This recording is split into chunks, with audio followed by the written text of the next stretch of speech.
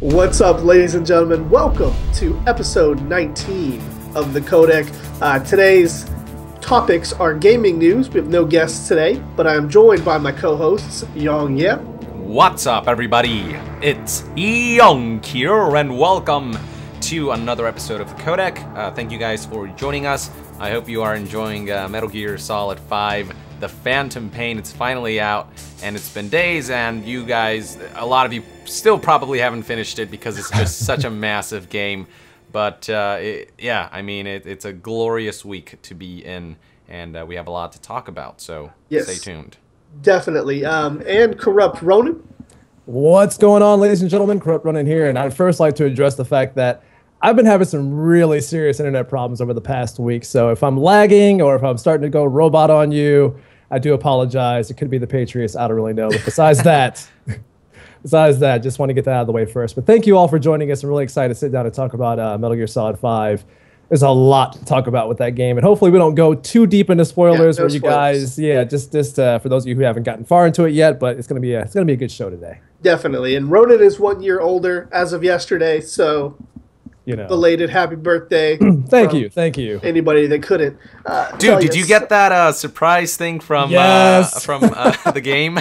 That's awesome.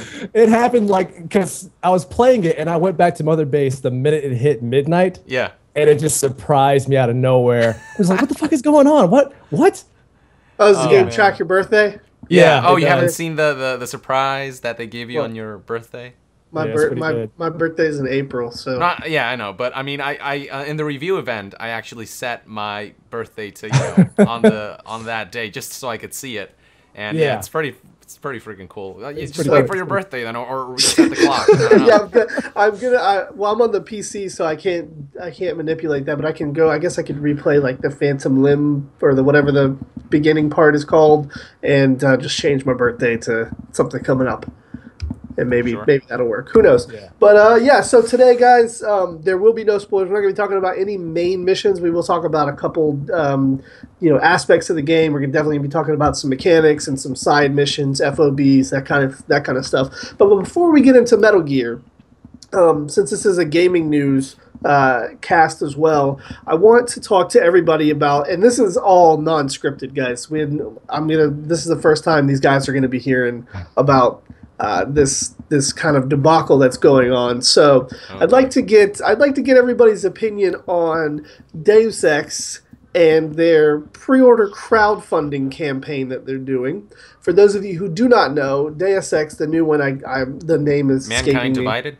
Yes, they have a pre-order culture going on right now where if you pre-order the game and your friends pre-order it, the more people that pre-order it, the more special bonuses unlock for, I guess, like day one content or DLC or, what do they call pre-order rewards. It's all based on how many people pre-order. So the more people that do it, the higher the tier goes, and there's like a mystery tier at the end.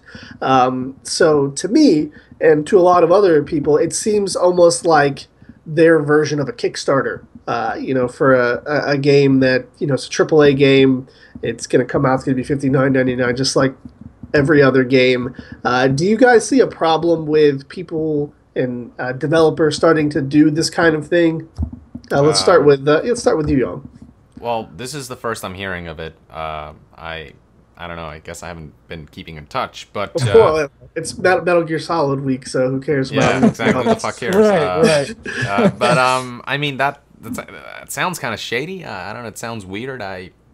It definitely does. Wait, so the way it works is the individuals who get other people to pre-order get more bonuses than those who just say, I don't know, just pre-order it themselves, and is that like, I'm not understanding how this works. Well, it's not necessarily like if you share it, but it's for anybody that pre-orders. Those are the only people that will be getting the rewards, and the more people that pre-order it, the bigger the bonuses are. But there's an incentive there to share it with your friends and get the biggest or highest, I guess, pre-order package that comes with it.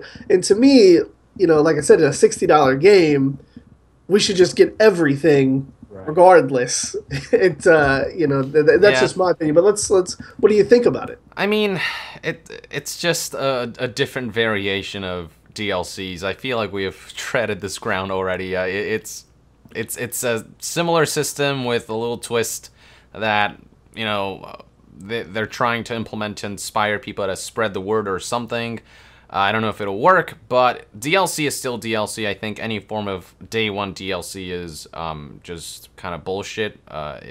You know, if it's something that's significant to the game, that they purposely leave out, you know, fine. A skin or two, I don't give a damn about that. But if it's like a mission or two that, you know, that's actual content that people could enjoy, then that there's a problem there. And you know, if it's that kind of thing that they're going for with Deus Ex, where they're you know, leaving out certain missions because not enough people pre-ordered it, then yeah, we have a freaking problem. I hope they're not going that route, because that would be very disappointing. Because I am actually really looking forward to Mankind Divided. Human Revolution is an awesome game, in my opinion. Definitely. And Mankind Divided looks awesome, but you know, it's little things like this that could, you know, really kill the mood, so to speak. It just doesn't make a whole lot of sense. Like I said, it's almost like a Kickstarter campaign almost for a game that's already fully funded. You know what I mean? Like the game is coming out, it's coming here, but they want that money up front. So you know, for whatever, you know, reason, I guess, to make the next one that's coming out next year. But Ronan, what are you thinking, man? This is different. We haven't really seen a AAA company do this particular thing before. So what? For me, like I was trying to catch up on this over the past few days. One of my friends, they posted it to me on Twitter, and he was like, "I want to hear a 15-minute rant from you about what the hell this is." So for me, it comes down to, as we talk about and the release date approaches for Deus Ex Scam Kind Divided.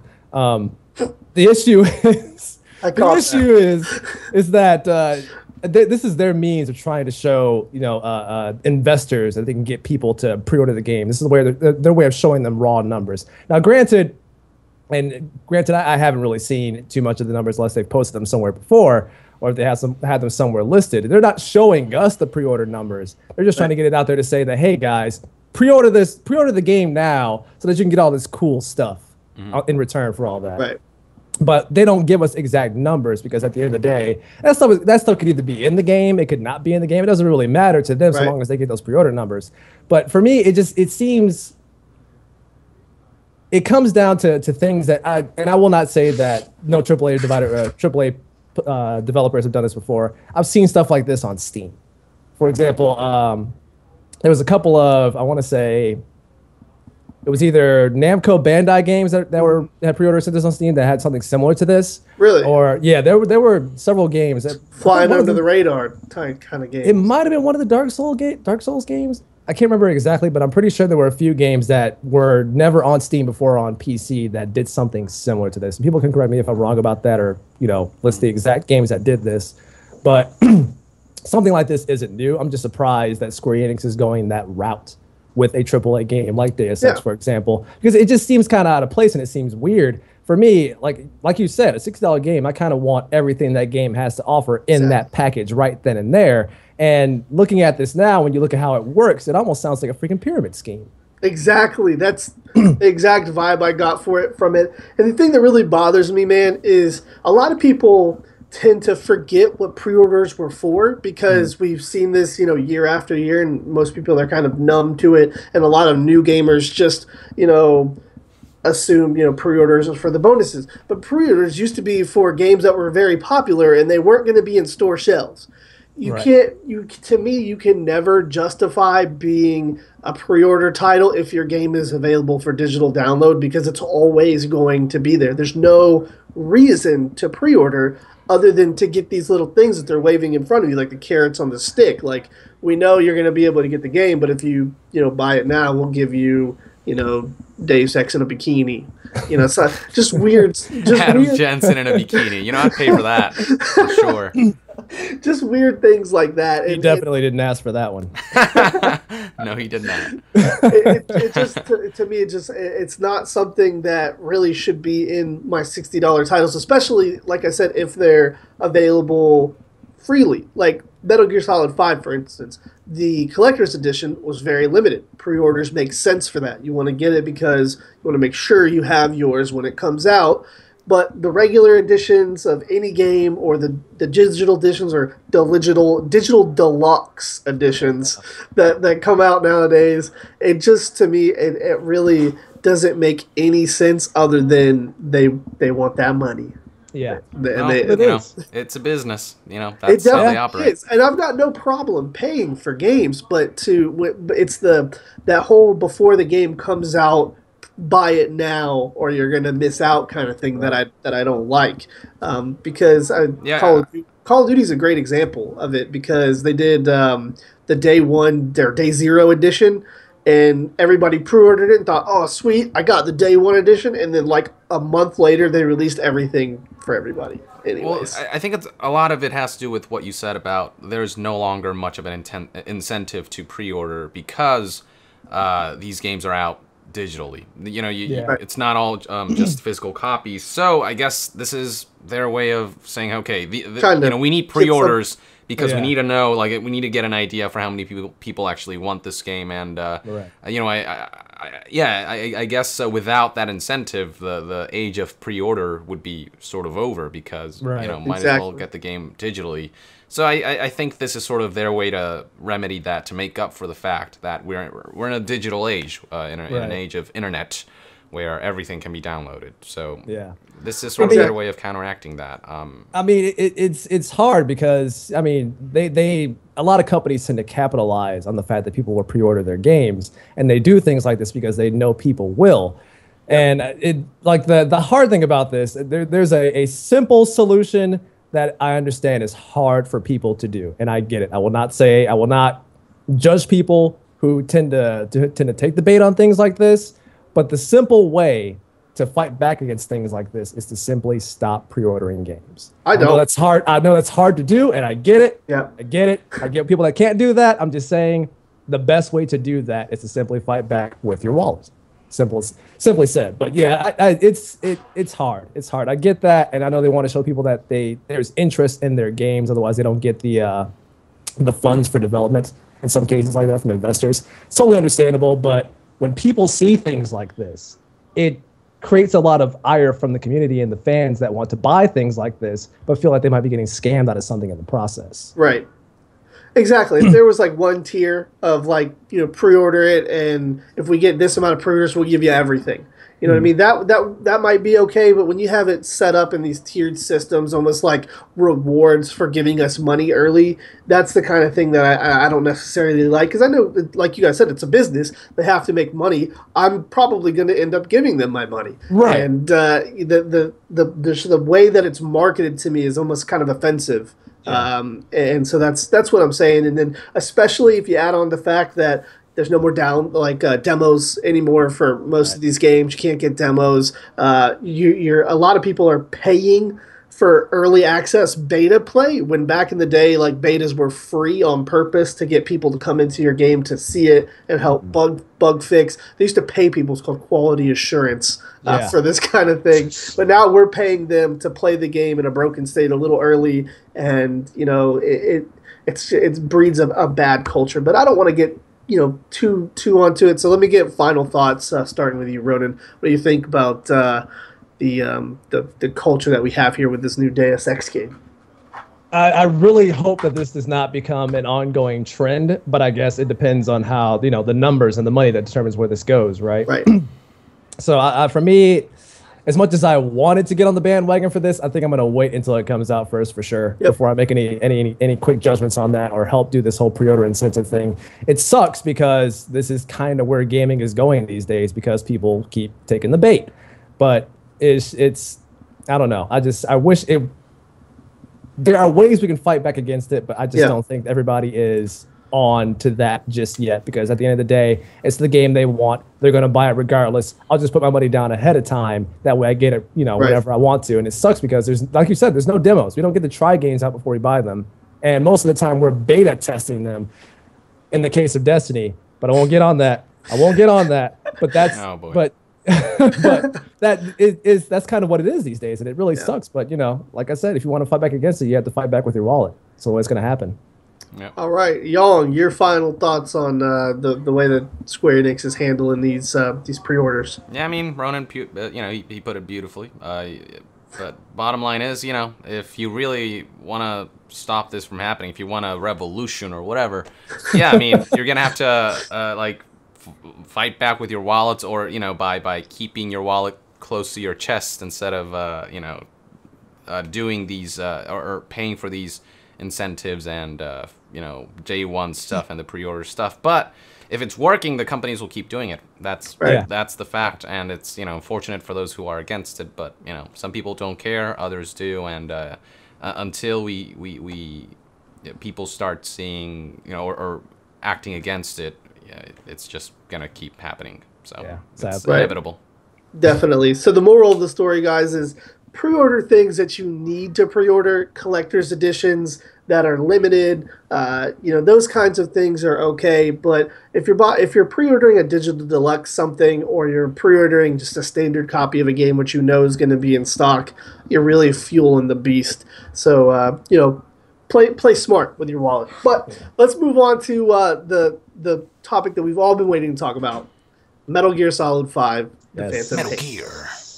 Metal Gear. So let's start out let's give just your first kind of impressions, man. I know, Young, you've beat the game. Ronan, have you beat it? Not yet. Neither have I. So what did you think, man? Well, tell us, obviously, all the positive stuff that you loved, and then maybe give us a nitpick or two. It was fucking awful. I'm kidding. Worst game of the year. God damn it. Yeah, no, I mean, Jesus. Subbing. What can I say? I mean, we've waited so long for this game, and it's finally here, and it doesn't disappoint. It simply does not. It's the best Metal Gear game out there. The best gameplay I've ever played in terms of stealth. The best stealth game out there, period. I mean, this is true. Like, I never... Everything's just so organic in a way that other stealth games are not. Like Assassin's Creed tries to be organic, and they claim, you can tackle this any way you want. You can, for me, Assassin's Creed, it's like it's 3 branching paths where you can maybe, you choose one and then you'll kill them that way. You choose another path, you'll kill them this way. And I mean, you have certain tools and you can do different things, but the amount of flexibility that you have in Metal Gear Solid 5 is unprecedented. There's simply no game that I think truly gives the player the option to do whatever the fuck they want for a certain mission. Even in open world RPGs, you'll get, okay, do this quest. There's only like 1 or 2 ways to tackle that quest. Right. With Metal Gear Solid 5, they say, here's the objective. And honestly, I've played this game now, I think it's my 3rd playthrough with the Yong play. A review event was the first one, then my review copy was the 2nd time, and then I'm going through a 3rd playthrough with the Yong play going on. And I keep finding new ways, new things every single time, and it's crazy. The game keeps surprising me with what I can do, and I keep trying new things, and new things keep yielding, and no game that I know does that in a manner that Metal Gear Solid 5 does. And that to me was sort of what really sold this game for me. It's what makes this, as of now, my game of the year. I've played Witcher 3. I played all the other ones, all the ones that came out this year. And there are some amazing games out there from 2015. Right. Nothing comes close to gameplay in terms of, just the freedom of infiltration and stuff like that. Nothing comes close to Metal Gear Solid 5. You could do. Yeah, and there's just so much freaking content, and I actually like the way everything unlocks. I mean, I was a little worried at first that you had to wait maybe 18 minutes or 30 minutes to unlock certain things. Right. And it can get a bit annoying when you're like, oh, damn, I want to tackle this mission and I need the rocket launcher, but I can't get it right now. Yeah. But at the same time, there's just so much content in this game that you need that sort of gradual progression that the game offers. And it extends the game's life in a manner that doesn't feel, to me, cheap. It feels just natural, and like things are progressing in a pace that works. And everything just works. And the mother base and just the way everything comes together. The only game that I'm still looking out for in terms of maybe surpassing it in terms of Game of the Year is Fallout 4.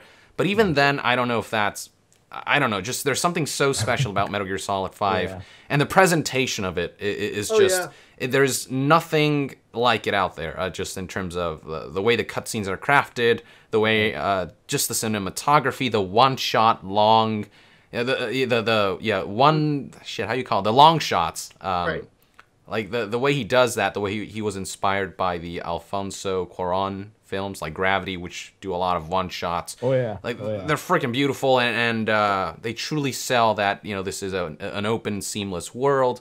I mean, I could go on for hours and write a book about it, but this is truly the pinnacle of gaming this year, in my opinion. It's 7 years. This game's been in development for 7 years if you count the number of years that it took to just make the Fox engine, and all those 7 years, you can tell they used, you know, all of them as efficiently as they could. They didn't waste. You know, this is the kind of game that would take like 7 years to make, and it shows. Exactly. It really does show with just the sheer amount of content, and just some of the moments you experience in that game. I mean, they're so freaking epic.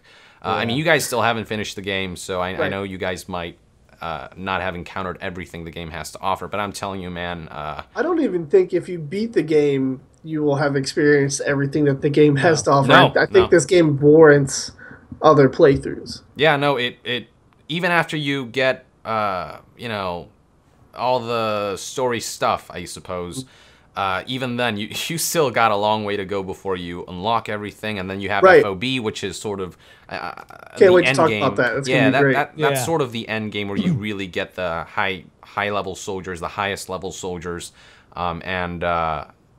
I mean, this game just goes on, and you think it would end, but it doesn't. It doesn't end, and I love that. I mean, the story ends, but you can keep playing this forever, and you can replay it, and you finish, you know, even after you finish everything, you can go back and redo the missions and check off all the little side objectives. And now, you know, before where that would be really difficult, now you have all these weapons and items and tools and gadgets. And then all of a sudden and then you start thinking, holy shit, now I can actually check off this little side objective a lot easier now. You know, if it was like kill this person non-lethally, now you have a tranquilized sniper rifle that you didn't have back then, and then all of a sudden, you know, you got new ways of tackling these things, and that's just sort of the genius of this game, where you go through it and you progress. And then you can go back, and that progression will turn this game into a completely sort of new game by going back to the beginning, because you got all these new things now. And it just goes on and on. It's just a snowball that just keeps piling on and on and on as it keeps rolling down the hill. It's that kind of thing. It's an amazing game. And one thing that I am upset about, and I don't know if you guys have heard about this, it has to do with the Blu-ray collector's disc. Okay, well, there is one mission from the game that was cut. And they give you a sort of a video summary of it in the Blu-ray collector's video. Don't watch it until you finish the whole game, until you get all, you know, because it has a lot of spoilers. But this it's a vital piece of the story, and they cut it. Why was it cut? I don't know why. And not only that, it looks fucking amazing. Like the mission itself, it's this massive scale. Is it like a gameplay mission? Yeah, it is a gameplay mission. Like the video, is it like you? Oh no. Yeah, it shows you. It shows you like cutscenes that are not final, along with concept arts and descriptions with text. And then it kind of gives you a good picture of what this mission was supposed to be. And it looks so fucking amazing. And they cut it. I don't know why. I don't know if they just couldn't finish it on time, or if maybe it... They had 7 years. Maybe it has to do with certain controversial... Like, you'll know what I mean when you watch it. But I don't know why it was cut. But it's not only a vital piece to the story, it's also...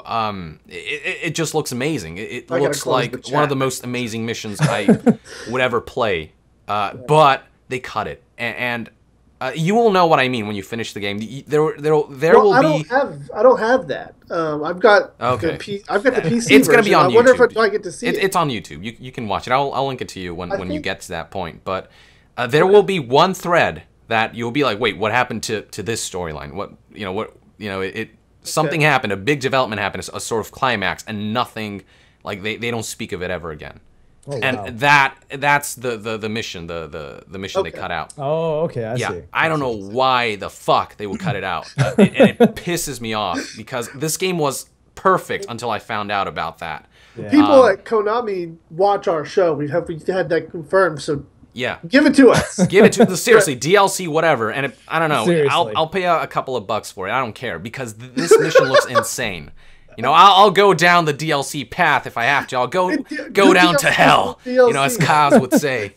You know, take us deeper and shit. So obviously the game is amazing to you. Yeah. Is there anything that you didn't necessarily like or anything that bugs you about it? Yeah, because I love the game myself. I'm writing my review for it right now, and I'm not afraid to tell everybody I scored it a 10 out of 10. And not because I'm a Metal Gear fan, but because it actually provides 10 out of 10. Biased, shut it down. It's so not biased because I shit on games that I like just because they cut content. Like The Last of Us, I liked that game. I thought it was good, but I had to give it an 8 just because they reused so much, combat mechanics and things like that. It was a rinse and repeat, but I loved the game. Yeah. So this game, story aside, scored a 10 out of 10 just based on gameplay mechanics, length of the game, what you get for what you pay for. Exactly. Oh my gosh, we got a lot to talk about. We only have about an hour. So, Young, what are some things that you disliked about the game? Yeah, the helicopter rides are really, really, really long. I mean, it's cool the first few times. You're like, oh shit, I'm actually going to my location. I'm looking at the vistas as I'm riding. But then, 50 missions, side ops and whatever in, you're just kind of like, okay, Chopper, you can maybe hurry the fuck up because I want to get to my next mission. And the thing is, and it's weird. One thing that I would have loved in this game is if you didn't have to go back to Air Command Center before going. So say I do a side op and I want to go to that other side op. Either I have to go on land by horse or whatever via car, or I have to go back to Air Command Center and then deploy to another landing zone instead of being able to call a chopper and then have the chopper seamlessly take me to like at Mother Base. Yeah, exactly. That's the weird thing. You can do that in Mother Base, but you can't do that in the field, and it's really annoying that you have to do so many steps to just have your chopper take you to another location, to give you a ride, basically. I don't know why that is. It doesn't ruin the game, but sometimes you're sitting there and you are wasting like a minute just to get from one location to another before the mission begins, and that annoyed the shit out of me eventually, where I just wanted to, especially me, because I wanted to get this game done, especially at the review event where I had a limited time, and I'd waste like just so much freaking time just riding that damn chopper, waiting for the damn chopper to come. But at the same time, it's cool and immersive. You feel like you're actually taking these long trips to your missions and from your missions. And in that sense, it is immersive. But I wish you could skip some of that sequence so you could just pop in on land and just get on with it.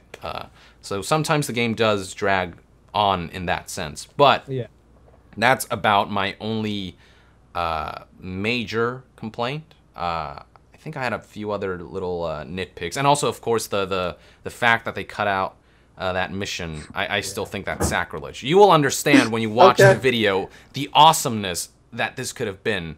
I think this is a good time to kind of let everybody know, because everybody's asking. A lot of people are asking in the chat, and since you've completed the game, what about how many main missions are there? I know when you talked to me, you said there's 50, but like 10 are like repeats or something like that. So how many missions are in the game, and when's like about like the halfway point, not story-wise, but like mission-wise, if you had to pick one particular number? Okay, I don't want to spoil it, but it's not really a spoiler. I don't want you to talk about it. Just everybody knows that there's around 50 missions in the game. So okay. So there are 50 missions. And this is story missions. Episode. There are, I guess. Okay, so there are 50 main missions, but out of those 50, 40 are sort of they're the ones that progress the story. Like around 40 of those. I think maybe a little more. I don't have an exact number, but 10 of those are basically rehashes of old missions that have certain conditions attached to them. So one of them, one condition is called total stealth. If you get detected, it's game over. Another is called a subsistence. They basically give you nothing. No items, no weapons, nothing. You're naked. Except for like a fatigue. You go in and you have absolutely nothing. No reflex mode, nothing. And those have to be completed? Yeah, and you have to go in there, do your mission, but you have to acquire all your weapons, your items, equipment on site. It's actually very cool. Like the little twists. It's actually really, really hard, especially after having used reflex mode for so long. You kind of use it as a clutch of sorts, and now you're finding yourself with this inability to have this reflex mode, and it just changes everything. You're much more careful, and these are some of the most intense moments and missions you'll ever do. I promise you that. It's actually, I know it sounds like they're rehashing content, and it does drag on a bit, but 10 missions. But they do offer some amazing like moments, and it's frustrating. You will, God, I mean, you have no idea how pissed off I was on some of these missions where I just couldn't frickin' do it no matter how much I tried. But once you finish, it's like the Dark Souls mode of this game, so to speak. It's really cool when you complete it. You feel a sense of just, like, I don't know, is ecstasy the right word? I don't know.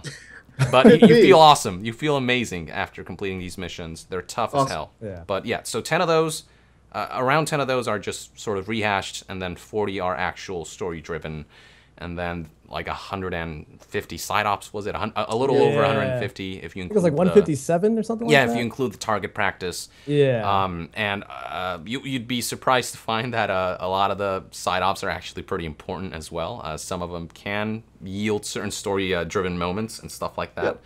So that's the basic outline. In terms of the halfway point, I don't know if saying this would be... If it's 40, so I would assume right around the 20-something mark would be about halfway through the game. Interestingly, that it's maybe a little more than that. I'd say 30 is sort of the halfway point. Because the game has like... Damn, I don't know. Am I allowed to say this? Because I don't want to like ruin it for people. Well, as long as you don't, I guess, give specifics, I think it's okay. Because I think everybody is at least in the 20s in mission-wise. So, I mean, if you're still under 20, like, what have you been doing? There are chapters in this game, and this is something that has been discussed. There's like chapter 1 and there's chapter 2. So the chapter 1's end, I would say, is the halfway point, and then there's more to it than that after that. But that's where you get more into the grindy elements of the game, where you have to do certain missions over and over again, and then that will eventually activate certain story moments. The second half, it's less story-driven missions. It's more grinding, but in the process of grinding, certain story moments develop. And so the grinding actually makes it just as long as that first half, so to speak. Right. That's how I would put it. But that's as far as I'll go. That's how I would explain it. All right, perfect. Thank you. So, Ronin, what are you thinking, man? Tell us what do you love about the game, man? It's to a point where I could say I love just about everything about it. Like everything, like there are times where I'll be playing in the middle of the night and I'll have like a little collection of cassette tapes for different music. Yeah. And I will just put that on the whole time while I'm doing missions and just enter the state of zen as I'm stealthing around missions at the same time. I do enjoy all of that. I think this game is I think Young, he articulately put that pretty well about how the game is, and I totally agree 100%. Granted, I feel like I'm probably somewhere around the halfway point, maybe a little bit further than that into it so far. Granted, I've had a busy past few days with the internet shit that's been going on lately, so I didn't have too much time to play it that I wanted to. I will say that some of my issues with the game was the fact that the fucking online was just a complete nightmare since launch, and when they claimed it was working, I was like, okay, I'll turn on online mode and see what happens there. But you find out that when you have online enabled, when you pull up the iDroid, no matter what you're doing, if you're looking at your staff or mother base, you're looking at something else, it always hits the servers. And if the servers are overloaded, it takes fucking forever to show information. So I'm like, turn it off, I can't do this. I can't turn it off. That happens. Turn it back off. Yeah, so I totally agree. I do think that I appreciate them going the route of, hey, look, we're going to focus on the gameplay this time around. Right. So if you want a lot of exposition behind what's happening as you're playing, put on those cassette tapes, because that's where the majority of where you're going to get the information about what's happening is going down. So for those that are, just getting into it, listen to those cassette tapes. They do explain a lot of things. Like I know a few days ago, they explained the reason behind the new Metal Gear's name in one of the cassette tapes. Right. Which was pretty cool, and I enjoyed that. But yeah, I'm having a great time with it so far, and I'm trying to squeeze every ounce of the game that I possibly can out of it ahead of time, where I'm like doing a shit ton of side ops before I do a mission. Same. And it's had its ups and downs because of that, and I totally agree with the whole thing about the helicopter rides taking fucking forever. Yeah. Because there was a time where I was like, okay, I have this much time to play, and I'm gonna do a side op because those are pretty short. And then half of that time was taken with me riding to the objective, and then having to actually get maybe about halfway through the mission and having to stop because of that. So I didn't get anywhere with that one. But yeah, I do agree. Those take forever when you want to just get in, do what you got to do, and continue the game. And I wish there was a way to shorten that up a bit. I will say a couple of the nitpicky things that I have about it so far is that I am playing with reflex mode off. Oh, shit. Because I'm insane, but everybody knew this already. So a lot of the smaller things that wouldn't bother anybody else really stand out when you do this. Okay. So there were times where I'll say that terrain traversal for Snake becomes a bit of an issue. Because there are times where you will hit a ledge or an object in the environment that you think, okay, you have to go up to it, push the triangle button again to climb on it. Right, yeah. And instead, he will just immediately hop onto it. And that has happened to me several times while I was trying to sneak and actually spot enemies out in the field and just got spotted off the bat. Or you'll slide down terrain that you think you should be able to get up. Yep. And that has been incredibly frustrating. I'm big boss and I can't take this 5-foot ledge. Or there's some ledges where you think he can climb. Yep, and you can't. And he can't, and you slide back down. I'm just like, this is a little, So I've had a lot of those issues, especially with reflex mode turned off, and that's been a complete nightmare where I had to keep restarting checkpoints again and again and again because I didn't want to get spotted. But no, outside of that, like those are just small nitpicks that I have. Like granted, that's the thing that I put on myself, so that's totally optional. With reflex mode off, do you get any amount of time to stop? Like, do you get the amount of time that you would get in reflex mode before they call in backup? Oh, No. there is like a 1 second window where if you... Yeah, there is like a small window. It's very small. Yeah, in reflex mode, if you were to speed that up by, to real time, that's the amount of time you get. Okay. So there is a bit of I would say it's like a second to a second and a half window. Yeah. Where... they have to, like, when they see you, they can spot you. You'll get the little the standard Metal Gear sound when they spot you, but it won't alert the rest of the guards unless they shout and fire a gunshot. Okay, makes sense. That's how much time you have to stop them from alerting everybody else. They say contact as soon as they say contact. There's like a one beat, and then that's when alert triggers. Yeah. So there are times when you barely manage to avoid. They say contact, and then you knock them out. Yeah. And then you barely manage to escape. But most of the time, if they finish the word contact, you're fucked. Yeah, you're fucked. Right. I have noticed that even if that happens, if you get a shot off of them and like kind of stun them, you can still like close the distance and maybe QC or something. So it was definitely a lot less bad than I thought it was going to be. I thought with reflex mode off, it was going to be unfair. You know what I mean? Yeah. So I think that's cool. Yeah, it's definitely not unfair. It's just that a lot of the smaller issues that you would normally not acknowledge or pay attention to, you tend to play a bit more carefully now because you know how easy it is to get spotted. And, the little things like that I just mentioned, it can totally turn the tide of a mission if you fuck up for any reason whatsoever. So that's been kind of frustrating. But like I said, that's an arbitrary thing that I put on myself. Now, one thing about transportation, I actually just thought about this, is that there is sort of a box delivery system in the field where you... Why is that working? Really? Yeah. Well, it's kind of like Mother Base. You know how you have those little stations? It's like that, but in the field, except that the system is just not even mentioned in the game. They don't explain how it works. Oh, yeah. And so and I just can't find the fucking mail stations. Like, I find them once in a while as I'm traversing the world. but they're, I don't know if they're well hidden or if they're just in really inconspicuous locations. Yeah. But I found like one or two, and so it's of no use to me because I just can't find them. I'm sure if I maybe learned this system a little better, if I actually found all of them, then transportation would be actually pretty convenient, pretty instantaneous, because it is sort of this game's fast travel system. Definitely. But for me, it was just not worth the trouble. I found it easier to just, get on the chopper and fly off, but that just takes too long. So I think the way they can fix this is if they right off the bat give players the locations of these delivery outposts. You do have to like go get a sticker from it, so you have the address of the place or something like that. You have to like actually pick up a sticker, and then this the mail delivery station unlocks. So I'm totally fine with having to go to the delivery point and having to pick on the or take the ticket.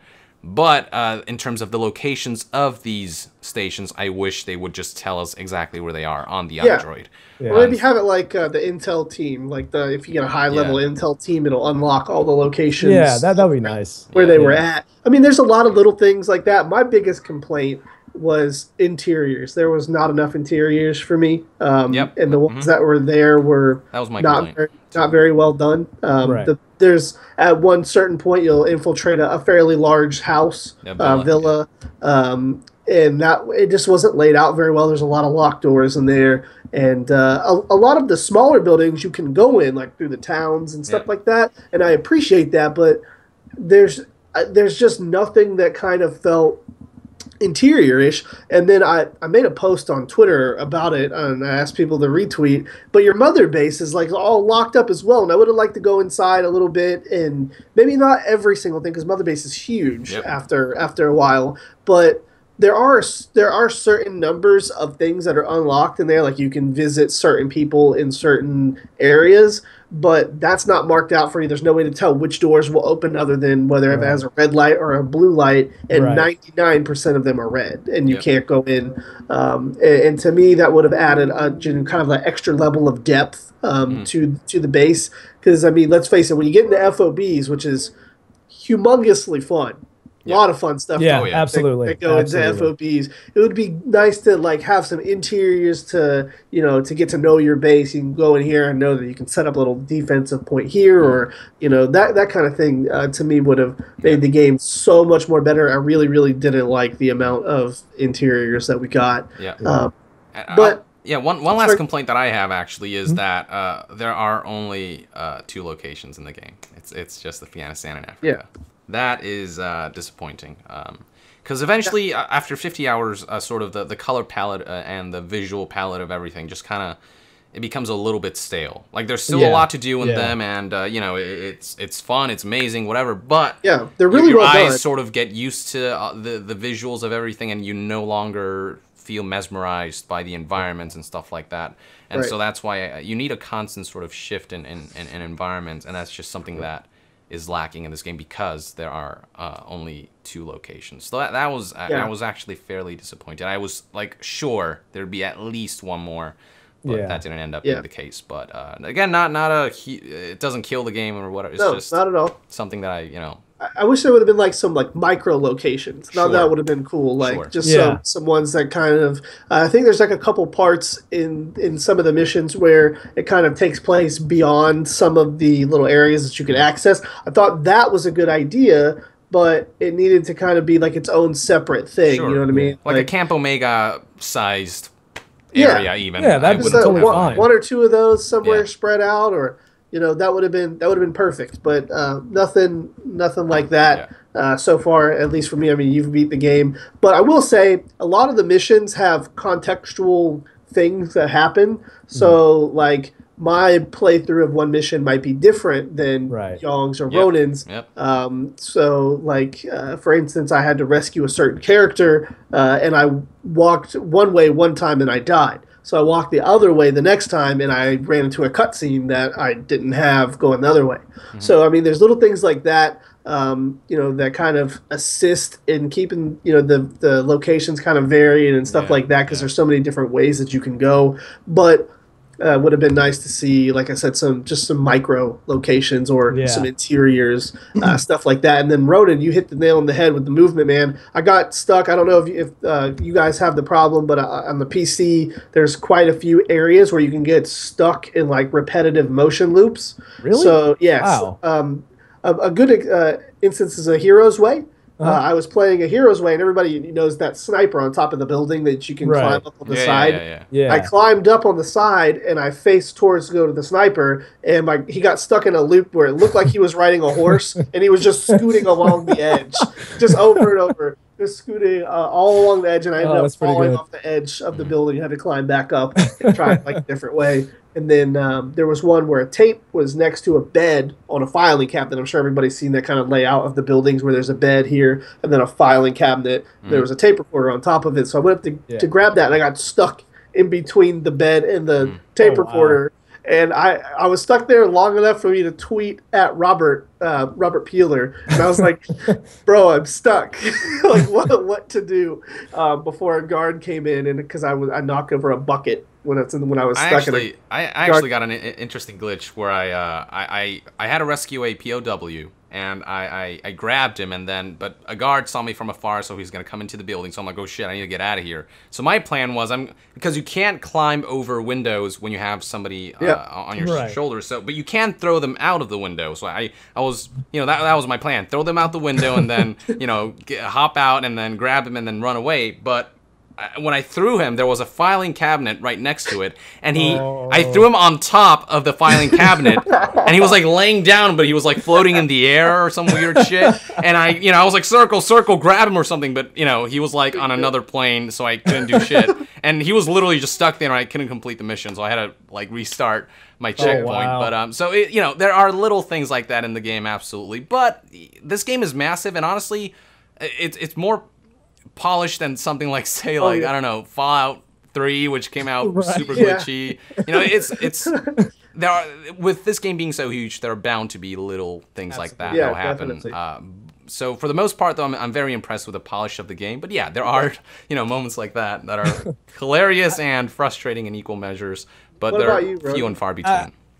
I had a side op. No, it was one of the main missions where I had to rescue someone, and I pulled him out from the back of the Jeep. But as I was trying to take him to the helicopter for the extraction, I ended up getting spotted by a random guard on the side of the road. And without reflex mode, of course, you can't really turn around and pop him real quick before you get a chance before he spots anybody or alerts anybody. But as I was running, I managed to get to the helicopter, and he was shooting at me, and one of his bullets hit the person I was rescuing right in the head. He hit him right in the head. I'm like, he's dead. He's got to be dead. He's got to be dead, right? The mission kept going just fine, but he had this big blood spot on the top of his head, making me think he was already dead. Oh man! It's some things like that. Yeah, some texture issues, and like y'all said, it's a massive game. Obviously, everybody's going to have some problems, but I think it's funny more or less than game breaking. Yeah.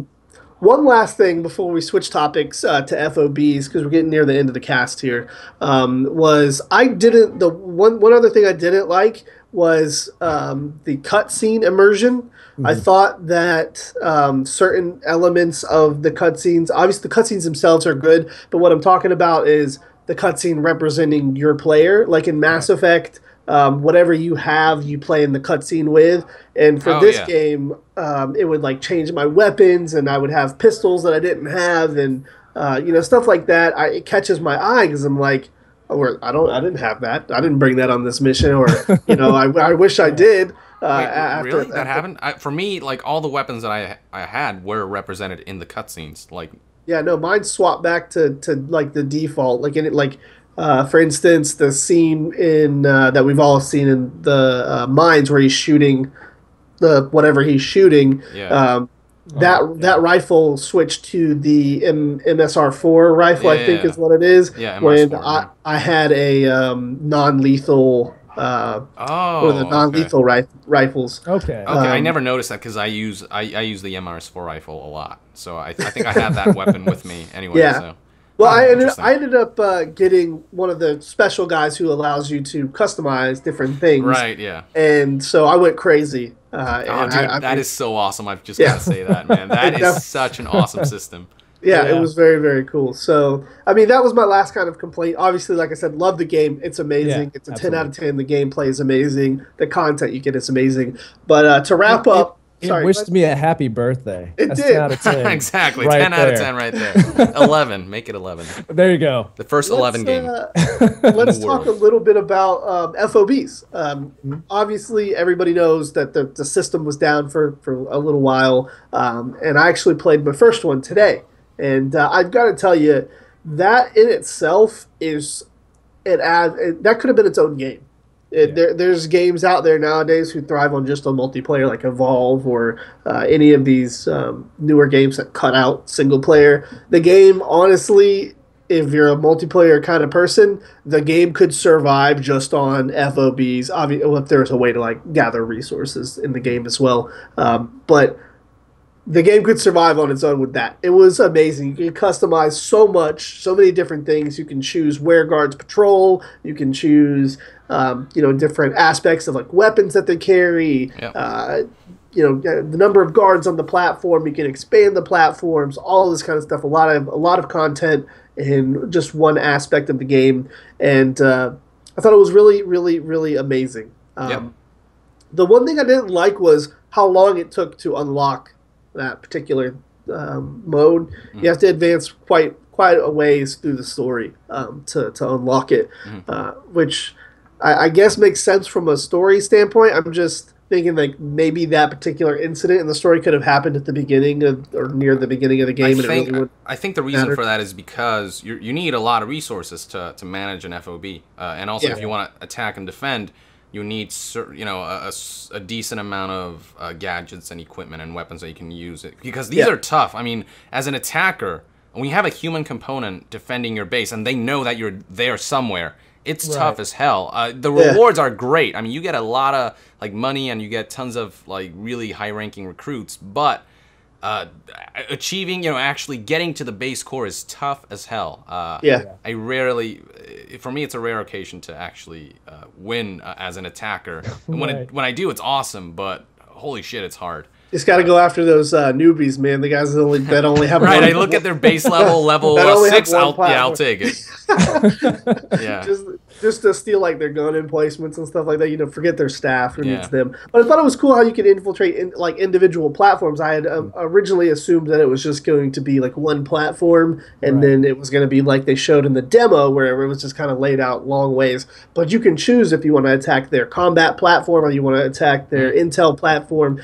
That to me adds a whole nother level, because I can play anybody in the whole world 5 different times without without it getting old or without it being stale. And with everybody's base kind of changing and expanding, day to day, that adds, way more replayability in there. So, I mean, you can attack the 5 different platforms, or was it 6 platforms? It's 5 or 6 different platforms that you can attack, but basically allows you to re-infiltrate people over and over and get different staff from different platforms. So let's start with you this time, Ronan. What's your kind of, are you into FOBs yet? Have you done any?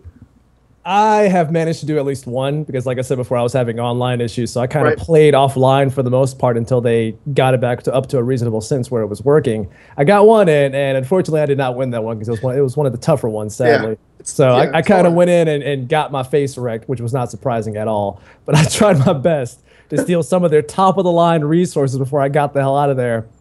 And it played out in some sense, but still, it just didn't pan out for me overall. And I had a habit of wanting to go around and punch all the guards as I was going around the platform. And I maybe I'm the only person that did this, maybe I'm not. Tell me I'm not the only person that did this. Where I developed this habit because I was trying to practice the running and punching thing, where he runs and hits somebody with his prosthetic arm. And I accidentally punched the shit out of the horse on top of that. So that's a good time for me in the process, and that kind of got into to punching people outside of that. But I think a lot of that failure was for me trying to be goofy as I did it on top of that. But no, I think it has legs in terms of keeping people interested and invested in it. Yeah. I think it's a fantastic concept to add to a game that's primarily single player focused for the most part, but has this multiplayer aspect where you can interact with other players and perhaps a competitive means or a cooperative means. I do think depending on how they handle DLC in the future, I would love to see them add different components to it in a sense where, you know, they perhaps add new platforms or something like that to it. I would like to see that being added to the game. It depends on how they handle it, though. But I do think that a mechanic like this has legs to keep people invested in the game for many months to come. Yeah, definitely, very, very cool. Young, what about you, man? What are you thinking? What are you thinking about FOBs? Yeah, I think I need to play more of it. I really like it, but whether it will hold me for months, you know, we'll see. Because I think all of the, you know, there are different types of platforms, but I think all of those specific types of platforms are designed sort of in a similar way. I mean, some people will have different level soldiers with maybe different equipment and maybe a security camera here and there, whereas other people will have different placements of security devices. But you know, so far though, I'm having a lot of fun with it. It's super intense with a human attacking or defending. You'd be surprised by how balanced it is. For the defender, it's like finding a needle in a haystack. You know, this ginormous haystack. Whereas, you know, for the attacker, it's Jesus. I mean, there's so many, and also the traversing mother base can be a bitch sometimes because it's such a closed. You got to take stairs. You know, and it's a lot of like narrow hallways. It's not an open world like Afghanistan where you can just come in from like any one direction. There are very specific points that you can take, very specific routes, and there are also some, I guess, some shortcuts here and there that if you find will give you an advantage. But for the most part, it's like there is like one of few ways of getting to that top floor. And it's really intense. That's what I really loved about it. You are... I mean, Ronin, you're probably much better off than I am. I'm so used to reflex mode and stuff, so I'm like a little bit careless. Whereas you, I think you'd be a lot more careful, you know, without being goofy with the punching people shit. But you have to be really careful. And sometimes though, it's cool to fool the humans because sometimes, you know, they'll walk right past you and they won't notice you, and that's always hilarious.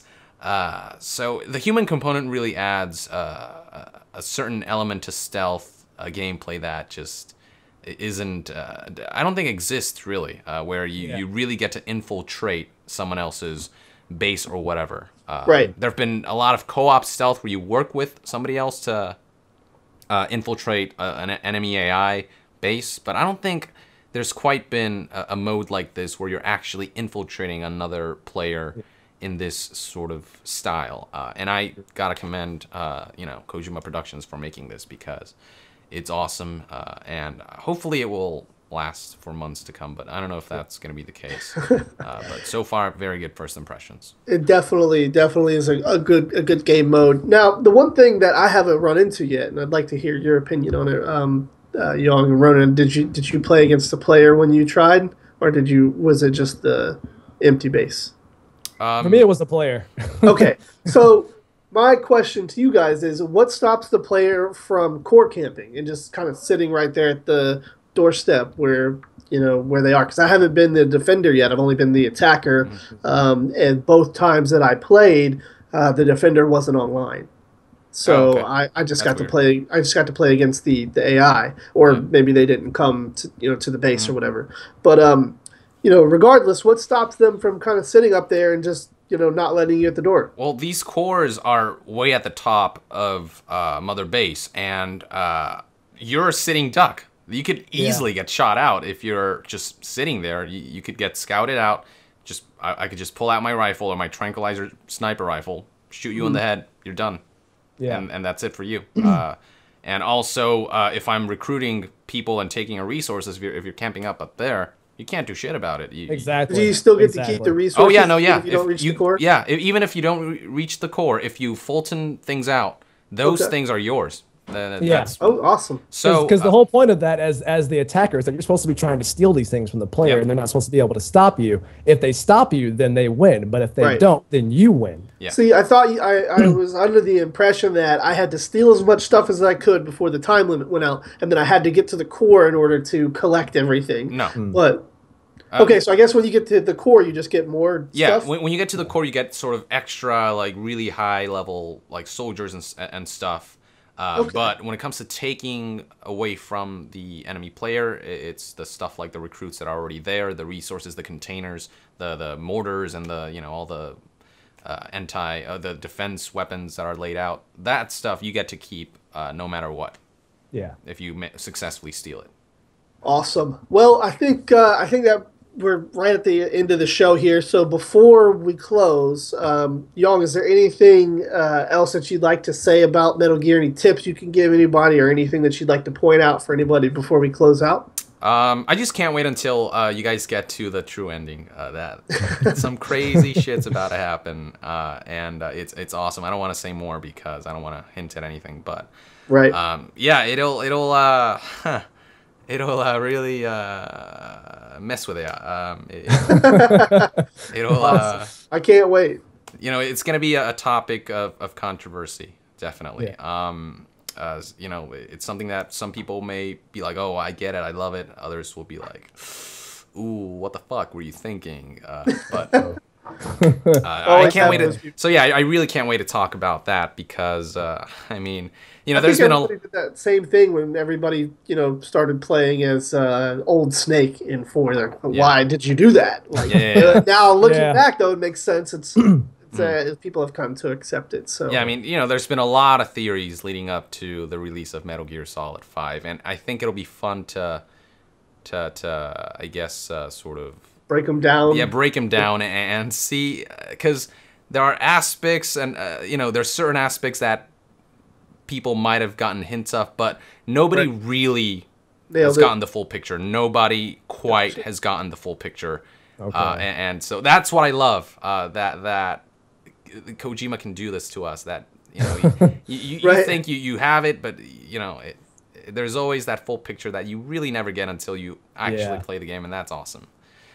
But so yeah, hopefully next week, or you know, whenever you know, people. We got Fallout people next week, so maybe at the post show. Yeah, hopefully we can eventually talk about the ending. By next week, just about everyone should be done with the game. If not, just don't watch that post show. But I really want to discuss that ending. Absolutely. And, also, yeah, I mean, this game is fucking awesome. And again, I really want that mission that's been cut out. I mean, no, I honestly, it's such a fucking... Like, no, I'm really pissed about it. You don't understand. This game was just perfect until that got brought up, and now it's like a little slightly less than perfect, because it really is important. I mean, you will understand what I mean. It truly is a vital aspect to the story, the lore, everything. It ties a lot of loose ends together, and it boggles my fucking mind that they cut it. Like, I can't stand it. I hope they will release it one day. They have to. I mean, they really have to, because and in gameplay wise, it sounds amazing. Just the kind of mission that it is and what you get to do in it. I mean, okay, so that's what I'm hoping for. Get on it, Kojima and company, because the game needs it. Which the game's out, and I haven't heard Kojima leave Konami yet, so that's a good plus, right? Oh, well, they did say at the end of the year that's when it's supposed to happen, so we'll have to wait until then. All right, well, hopefully he's having a good stay there right now, and because it seems the game's doing very well. So, Ronan, anything else you want to say about Metal Gear that we might have not been able to cover in the main topics, or anything else you want to say? All I can really say is, without going into spoilers, just because Mother Base is there does not mean there aren't things in it that you should be looking for. Mm-hmm. That is all I'm going to say about that. The game's really bad about that, about telling you about stuff. There are things about Mother Base that it may seem like just a place where you stock up, you have your staff and stuff like that, but do not take that for granted. There are things there that you should definitely be looking for. Surprises in some aspect that you could possibly miss if you do not explore Mother Base thoroughly. So make sure you are doing that. I beat the game, and I completely missed out on that until Daly actually hinted me about it, and I'm like, wait, what?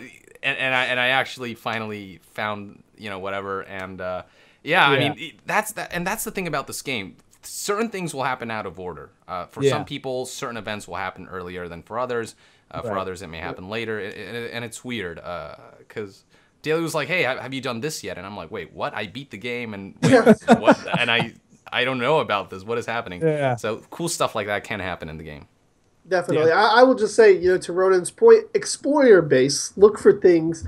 You know, the base, And a lot of the base is there for just a cosmetic thing, but there are certain things that you can find, and there's not just one instance. Once you find it, you'll know what to kind of look for. Yeah. But go visit all of your platforms. Yeah, And please. visit all of the levels of all of your platforms. Yeah. It's your base. You should be doing this anyways. Exactly. Just invest time in it. Your staff there wants to see you. They They want enjoy you to kick their ass. Yeah, they beat the enjoy shit out you of 'em. abusing them.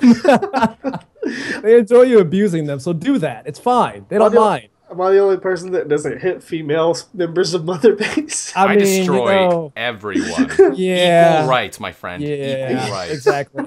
If Race, affiliation, national borders, none of that matters. The world that the boss envisioned will become a reality. And I'll make mankind whole again There you go. by You heard punching it. everyone in the face. Like if I'm clotheslining him, I'm clotheslining her too. Exactly. Right. There we go. So to wrap up, guys, we do have. I want to first say thank you to a couple people. Obviously, our sponsors. I've been really bad about not thanking them, but Control Freaks. There's discount codes down in the description of our bio here on the channel. FraggedNation, Hitbox, and BattleBox are amazing sponsors. But I also like to thank those of you who have been supporting us. We've had a couple people. Throw in some donations and stuff ever since my car accident. So I really appreciate you guys doing that because I can't do my main job right now. On all of this medicine. I'm surprised I'm able to do this show. So definitely big thank you to everybody who's been supporting. I had a list of the supporters on the pre-show, credit roll or whatever. So big thank you to those guys who have helped us out, and your continued support is very well thank you'd. And that's a sentence that I just made up. So with that said, we have the Fallout crew next weekend. The show is not going to be on a Friday. It's going to be on a Saturday because I believe Friday is 9/11, and I think everybody kind of wants that day off to do their family things, or if they had. Wait, Friday is really? Yeah. Oh wow. Anybody affected by all of that. So we moved it on to Saturday. That way we can have the most people here, and we've got I think the first ever dual interview with those two. And thank you to Yong for setting that up. We appreciate that, man. Yeah. It's going to be really really fun. Definitely excited for that. And then that following week we have the Halo gentleman, Master Chief himself, will be joining us, who, as I've said, has a surprisingly deep story, and I'm really excited to talk to him about that. A lot of people lose focus on Halo because of the multiplayer and all of this kind of nonsense, but Halo has a pretty deep story within itself. It even goes so far as to have like books about it. There's multiple Halo books to fill in like lore gaps and all that kind of stuff. So I thought that was really cool. But we'll be talking to him. And at the end of the month, we've got Donna Burke, the iDroid herself, joining us as well. So that should be an amazing month of interviews for you guys. But we wanted to give you this kind of Metal Gear cast because you need it. The chat's been going crazy. I had to close the chat because everybody was talking about what was going on. I had to avert my eyes from it every now and then to avoid seeing stuff I hadn't seen yet. Right. So with that said, like I said, thank you guys so much for your support. If you're interested in supporting us, there's a blue button right on the screen that you can click. It's a follow button. It will alert you when we go live here on the Codec. There's a green subscribe button, and there's a donation link as well. Anybody that is a subscriber or donator, you guys, we are still running the contest. We've extended it by, I believe, a week. For the supporters of the show. We'll be giving away some copies of the games, maybe for you if you don't have it, or your friends who can play it. You can choose what platform you want the game on, and we'll get it over to you. We also have a battle box being given away, who's one of our sponsors, and trust me, it's Mother Base themed. It's really cool. It's all aquatic equipment. It's stuff that you would need on a Mother Base. It's really, really neat to see some of the stuff that they put into it, and it comes with a real probably the sharpest knife I've ever seen in my life. It's incredibly sharp, and it's really, really cool. Like I said, it's the same color as the main Mother Base. Did you cut yourself? Is that how you know? Well, we took it out. We took it out to kind of check it out and make sure everything was there. And we did a sharpness test, and it cut right through a sheet of notebook paper, just holding it like this. And I went like that, and it cut right through it. Holy yeah. It's very, very sharp. It's definitely cool. It's a different kind of thing. Maybe than we normally would do in the giveaway. But we also are giving away some subscription codes. Like I said, we've extended this by like a week, so you guys enjoy the anticipation. Giving away deadly weapons. That's what we do here, you know? Exactly. Next up, we got, you know, Desert Eagle. We're going to be giving away. And then an MRS4 rifle. Signed by Meryl. Yeah. There you go. We got a bionic arm. You know, I'll give you guys the Fox Blade. Don't worry. I got one stashed away in the closet. I also got a Metal Gear in my garage. I can give that away.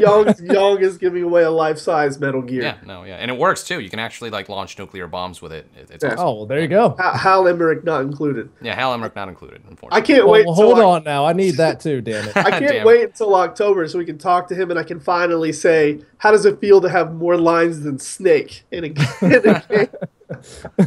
In a game. He did an amazing job as Huey, and I cannot wait to talk to him. There was we need to talk about Huey, man. Yes, we really do. Next week, guys. Next week. We all just this guy, man. That's all I'll say. This guy. 6 more days. He did a really good job. Yeah, he did. And I texted him yesterday, and I said, probably the best performance you've put forth on a Metal Gear. It was so believable. I literally shed a tear when you first reunite with Huey, and then it's quickly turned into not tears but anger. So yeah. Yep. With that said, also oh man, I just want to say that Quiet is Thank you for all the stretching. Yeah. There's that. Thank you for such for having really jiggly chesticles, but. You know, it really helps with morale and, stuff like that. But in terms of her storyline... Did you try and squirt her with the water gun? I will go do that right now. You're giving me ideas. All right. How is that not the first thing y'all did? As soon as I developed the water gun, I tried to have some tact about it. I tried to be classy. It's part of my motto, I couldn't do it. As soon as I got the water gun, I just ran around my base. Wait, does it actually yield something, or is it just, like if you squirt her with a water gun, something actually happens? Just go try it. I'm probably gonna try it now. Just okay. PS putting it right now. Yeah. There we go. Yep. Where's my controller? Where's my controller? It's nothing mind blowing, but it does if you're familiar with her line of story. Oh yeah. Okay. I got you. Oh, okay. Yeah. Okay, that makes sense. That makes sense. All right. But no, all I want to say is that she has her storyline is absolutely fantastic. The way it, I guess, it wraps up. That's all I'll say about that. But that's all I'll say. I don't want to spoil it, but look forward to it. That's all I'll say. Of course, definitely. She not a lot of development starting out. She's just kind of there, but then things will pick up, and it's actually really cool.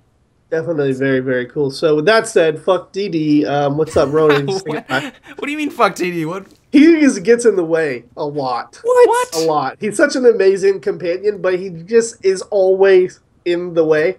And like, I'll be trying to sneak up on a guard, and the guard will turn around like, shh, get. And then he sees me, and I'm like, fuck, really? God damn it, DD, wait. And then I'll tell him to wait, and he doesn't stay for very long. That's weird. Well, for me... Never had any issues with that with DD at all. For me, the main problem that I've had is sometimes I'll say I want to snipe somebody, and I'll sit down, lay down, perfectly set my sights, and then right when I shoot, DD will be like, "Hey, what's up, guys?" He would just come right in front of my sight, and I'll shoot DD, and then the whole thing's, and then the guy, my target just walks away, and I'm like, "What the fuck, DD?" That's the only complaint I have about DD. Sometimes he just literally at the last minute. He'll get on my sight. I don't know how he times it that perfectly, but he's great for like closed spaces where he can sniff out all the enemies. Oh yeah, very. So like POW rescue, he'll sniff him out right there and then. You don't have to interrogate the guards and all that. That's what I love about DD. And I don't know if you've unlocked the stun knife and the lethal knife. Yeah. I mean that shit's awesome. I mean very, very cool. Go get him. And just I like the Fulton DD. He's pretty. That's that's adorable. The other thing was like, like I said, when you tell him to wait, like he will lay down, but after you move like a certain distance, he'll just come back. And I'm like, I just want you to wait here. I'll be right back. He's got like you run off and never come back to him again. Yep. Separation anxiety. So DD, you're annoying, but I love you, man. It was Walker. so cool to see him as a puppy. I don't know if you guys have used C Walker. Yes, I have. He's a little bit unwieldy at first, but once you Yeah. get used, once you upgrade him to a certain point, he's actually pretty badass. I don't like his voice. Yeah, he talks. He's like a male iDroid or something. A male version of the iDroid. That's very cool to use, though. Yeah, and those things are a pain if they spot you. Oh Those yeah. But anyways, definitely. But he's we cool. got it. Sorry, go ahead. What were you saying? Oh, nothing. You said he's a cool companion eventually. Yeah, he starting out, definitely is. You get the 2 trank pistols. Oh yeah. Yeah. Very, very cool. But we got to get out of here, guys. It's time to go. So Ronin, say goodbye. All right, well, first of all, thanks for watching, guys. Much appreciated. Like I said earlier, I do apologize if I'm skipping and getting all pixely and sounding like a robot every now and then. That is internet issues that I've been having all freaking week long that I'm pretty sure I won't get fixed until about next week. So, right on. But no, I'm pretty excited to get back to Metal Gear Solid 5. Like I said, I really enjoyed this game, and I'm about more than halfway through it. I'm gonna beeline my way through the rest of it. I was gonna try to get streams going, but due to these issues, I can't do that. So I might just do the patented Let's Plays and put those up on YouTube. And then when this gets fixed, I'll just start my streams from there. So I'll keep you guys posted on that in the future. Just stay tuned to Twitter, social media. I'll make posts about that when the time is right. But as always, guys, you all stay classy, stay sharp. Don't do anything I wouldn't do. And I'll see you guys next time. All right, guys. And for everybody here at the Codec and Nation Fusion, I wish you guys a great weekend. I hope you guys enjoy the rest of your Metal Gear playthroughs, and definitely tweet at us if you guys got pictures you want to share or ways you want to do missions. Tweet at us. We all have Twitter. We've got the Codec Twitter. You've got Yang Ya and KorruptRonin's Twitter up there. We love interacting and talking with you guys. So yeah, if you've got something you want to share with us, as long as you keep in mind that a lot of our fans and a lot of our people around here maybe aren't finished with the game yet. Avoid spoilers, but if you got an S rank on a mission, you want to show it off, show us. I think I tagged Yang in one and said, "Yang, take this." So there's a lot of fun we can have as a community playing the game. So we wish you guys the best. And again, thank you to the sponsors and the supporters of the show. You guys are amazing. Yang, time to say goodbye. Yeah, I mean, it's been another great episode of the Codec. Oh, wow, that really shows. My battle scars. I mean, can you guys see these 2 scars here? Yeah, a little bit. Yeah.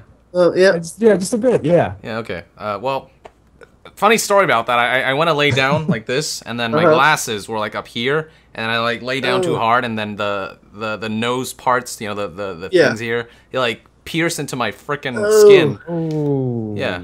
It didn't hurt. It's just I was surprised. I was like, "Wow, my glasses are lethal." But anyway, so for those wondering about that, there it is. Are they didn't break or anything, right? No. These are like tough. I mean, they're like nice, like titanium plastic or something. Gotta get you some Kojima glasses. There you go. Yeah, the JF Ray. They're really expensive. I don't know, and I don't want to like look like Kojima. That's just weird to just wear stuff that Kojima wears. That's a little too much. I don't mind wearing like I actually got the Kaz sunglasses from the review event. They actually gave them out. I don't mind wearing those because I mean, fuck. Right. Fuck. Why not? They're Kaz sunglasses. I mean, do I need to say more? But yeah, Kojima's glasses. That's to me a little too weird, and I feel like I'll look a little too much like him because Asians and their identicalness. We all look like. I get it. What took you so wrong? There we go. But anyway, this is we're getting a little sidetracked here. Look forward to more Metal Gear content. My Yang plays on its way. I hope you guys are enjoying that. I've played the game like twice now, so I have like a little bit of more expertise than I do with the other games that I've only played like once before I finally decided to revisit them. Yeah. So hopefully that'll be nice. And a lot of lore stuff coming up. I am waiting for people to finish the game so I can really dive into it. And also video review. I'm working on that. This game is a tough game to review because it's just so big. There's just so much to talk about. But yeah, one thing before you say bye, because I don't want to talk after we say bye, but tomorrow is National Spoiler Day, just so everybody is aware. Tomorrow is when the press, because I got my press emails I showed Young. Tomorrow is the day that press are allowed to spoil the ending. So be very careful. I don't know how many outlets are going to do that, and I don't know how many people are, going to do that. But be very careful if you don't want to see the spoilers and you're not done. Tomorrow is the day that everybody's allowed to post about the spoilers. That's a good All point. right. Yeah, people avoid because just you Something don't you want got to experience yourself. Yeah, Time exactly. to finish this in one night. Let's go. Totally. Good luck with that. But so with that, I would like to end this episode of the Codec. Thank you for tuning in. Subscribe to the Codec, to the Twitter, to all of us who are doing great work here in the gaming community. And we will see you guys next time. Yong out.